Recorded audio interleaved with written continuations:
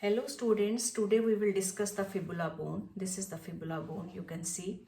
It is the lateral bone of the leg, but it is smaller than tibia. Now if we see the side determination of this bone, it has an expanded upper end and the lower end is expanded antero-posteriorly but flattened from side to side. Now other features which are just help us to determine the side of this bone is the lower end is projected downward laterally, which is known as the lateral malleolus, and the lateral surface of that lateral malleolus is basically smooth and subcutaneous, and the medial side of this, it bears an articulating facet and a depressed area is there which is known as the malleolar fossa. And for keeping the bone in anatomical position, this malleolar fossa should face posteriorly. So these are the points which determine the side of this bone, and keeping in mind all these points, so this bone is of which side? This is of left side. Now coming to the upper end. Now this upper end is has basically head, stylet process and neck portion. This whole expanded portion is given the name head, and from the posterolateral portion of this head is the one bony projection is there which is given the name stylet process. Now if we see the superior surface of the upper end, there is a facet which is going to articulate with the tibia superiorly. So to this stylet process, the biceps femoris muscle is attached, the fibular collateral ligament is attached. So biceps femoris is attached in a C-shaped manner, and C-shaped manner is basically why you can say the insertion of the biceps femoris in a shape of alphabet C is because it is pierced by the fibular collateral ligament when it is going to attach the fibula. The other attachment are capsular ligament, which is attached to the margin of this bone. Then comes this constricted portion which is known as the neck. Now coming to the other muscular attachment on the upper end is to the anterior side, the origin of the extensor digitorum longus is there. To the posterior side, soleus muscle is there. To the posterolateral surface, the peroneus longus muscle is getting origin. So these are the attachment on the upper end. Now coming to the shaft portion. Now the shaft has three border and three surfaces. What are the three borders? That is anterior, medial and posterior border. So for tracing the anterior border, we just follow the triangular area in the lower end, follow this apex of the triangle, so we will follow the anterior border. So this is the anterior border of the fibula. Just medial to this, there is a medial border. So this, if we trace the medial border downward, there is a rough area on the medial side of the lower end. From the upper portion of that, we can follow the medial border, and as it is reaching upward, so in the upper portion, it is lying very close to the anterior border. The gap between these two borders, it is just 1 millimeter in the upper portion. It seems that they are fused in the upper portion. So this is the medial border.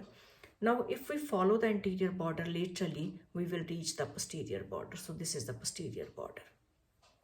Now keeping in mind these three borders, there are three surfaces. Between the anterior and medial border, this is the medial surface. Between the anterior border and posterior border, this is the lateral surface. Between this posterior border and this medial border, so this is the medial border, this is the posterior border, this whole is the posterior surface which is traversed by a vertical crest which is known as the medial crest, so which divide the posterior surface into two parts. So these are the different surfaces and borders of the fibula, shaft of the fibula.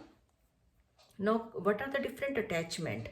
To the anterior border, in the upper 3/4 portion, the anterior intermuscular septum is attached, and in the lower part, the anterior border of this triangular area is giving attachment to the superior extensor retinaculum, and the posterior margin of this triangular area is going to give attachment to the superior peroneal retinaculum.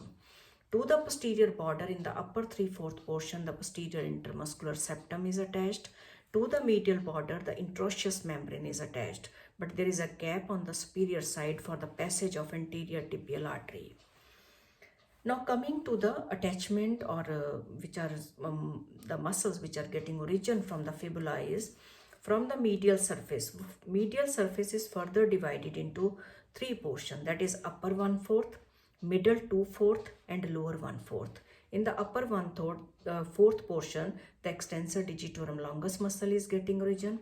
In the middle 2/4, it is further is giving origin to the two component. One is extensor digitorum longus on the anterior half of this middle 2/4 portion, and the posterior half of this middle 2/4 portion is going to give origin to the extensor hallucis longus, and the lower 1/4 portion is going to give origin to the peroneus tertius.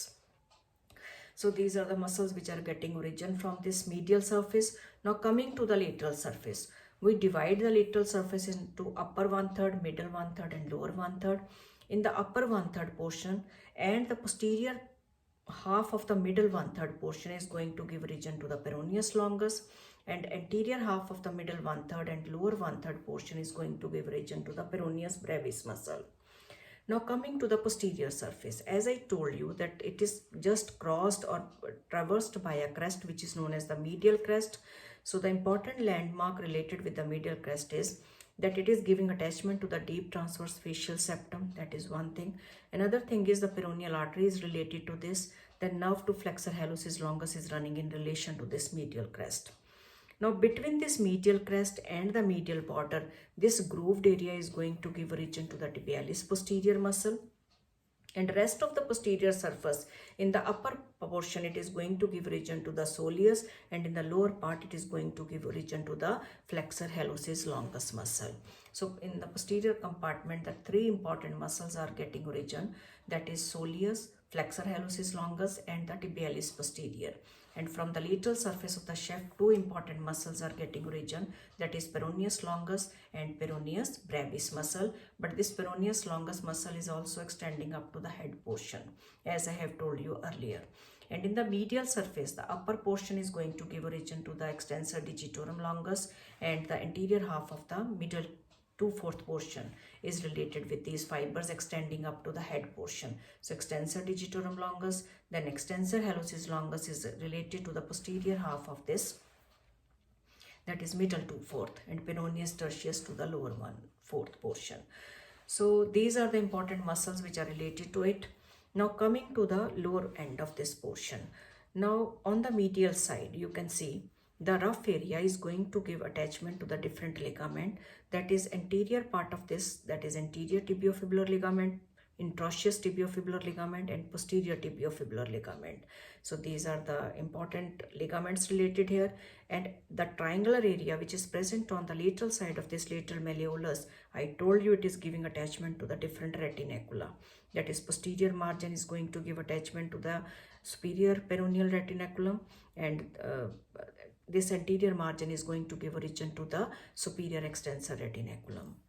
Now coming to the lower end, this malleolus portion, it has four surfaces, that is anterior surface, posterior surface, medial surface and lateral surface. Lateral surface is smooth and subcutaneous, anterior surface is rounded and rough, you can see, and posterior surface is grooved, that is there is a one deep groove which is for the peroneus brevis muscle and one superficial groove for the peroneus longus muscle. And the medial surface of this malleolus, it bears a facet for articulation with the talus, and this is the malleolar fossa. Now the attachment on the malleolar fossa is that anterior margin of this malleolar fossa is giving attachment to the inferior tibiofibular ligament, and the posterior margin is going to give attachment to the posterior tibiofibular ligament. So nothing to get confused yourself, that this posterior margin of the malleolar fossa which is going to give origin to the posterior tibiofibular ligament is basically the continuation of that posterior margin of this rough area. So where the posterior tibiofibular ligament is attached. So anterior tibiofibular ligament, intraosseous tibiofibular ligament, posterior tibiofibular ligament going up to the this, that is the you can say the posterior margin of the malleolar fossa, and this anterior one is going to give attachment to the inferior tibiofibular ligament. So basically these ligaments and this lateral malleolus, as it is not directly bearing the weight, this lateral malleolus is not bearing the weight of the body, but this lateral malleolus along with the different ligament is going to give the stability to the ankle joint. Now coming to the, you can see the ossification component of this bone is, this bone ossifies from one primary center. The primary center of this bone, it appears by the age of 7 to 8 week of intrauterine life, and it fuses, and it has two secondary center, that is one secondary center for the lower end, which is going to appear by the first year of age, and which is going to fuse with the shaft by 15 to 17 year. And for the upper end, the center appear by the age of 4 years, and it is going to fuse with the shaft by the age of 17 to 19 years. So primary center, which is going to appear by the age of 8th week of intrauterine life, two secondary center, one center appearing by the age of 1 year and another center appearing by the age of 4 year. But the center which is appearing in the lower portion, that is for by the age of 1 year, is fusing with the shaft first, that is 15 to 17 year, and the upper end is, which is appearing late, that is by the age of 4 year, is going to fuse with the shaft by the age of 17 to 19 years. So what the law of ossification says, the center which appear first, that fuses late, but it is happening opposite in case of fibula. So this fibula is just violating the law of ossification. What are the reason for this violation is that lower end of the fibula is the pressure epiphysis, and the upper end of the fibula is the growing end. So the growing end is going to fuse with the shaft late, that is by the age of 17 to 19 year. So this is all about the ossification. Now coming to the applied aspect, which is important, is that common peroneal nerve just wind around this neck of the fibula. So if any injury happen, or if you can say it is very subcutaneous portion which we can feel in our leg, so the stimulation of the common peroneal nerve is very common. So injury to this common peroneal nerve is, you can say, it can happen very easily because it is lying very superficially. Then this is the bone of choice for bone graft. No doubt it has 9 muscle attachment is there, but still this bone is the preferred bone for bone graft. So this is all about the fibula. If you like my channel, kindly share it, subscribe it. Thank you very much.